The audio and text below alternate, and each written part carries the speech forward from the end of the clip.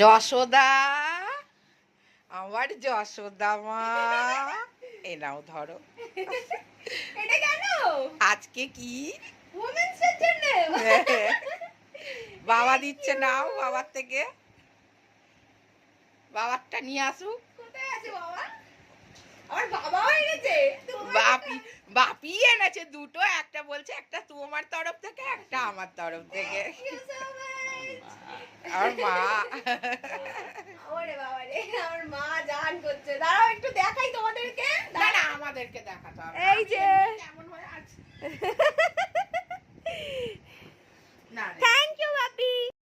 তো আজকে আমি সত্যি ভীষণই মানে সারপ্রাইজ হয়ে গেলাম, আর আনএক্সপেক্টেড ছিল। মানে মা বাপি আমার জন্য যদি একটা লজেন্সও আনতো, যদি কিছু নাও বা আনতো তাতেও চলতো। মানে আমার কাছেও মানে ওনাদের মানে প্রেজেন্সটা, ওনাদের উইশ করাটাই সব থেকে বড় ব্যাপার। ওনারা সবসময় আমার পাশে থাকবে, আছে, ছিল, আমি জানি। যাই হোক, তো এটা তো মানে দরকার ছিল না, তাও করেছে। ভীষণ ভীষণ খুশি হয়ে গেছি, ভীষণ ভাবুক হয়ে গেছি। তো যাই হোক, সবাইকে আমার তরফ থেকে হ্যাপি ওমেন্স ডে।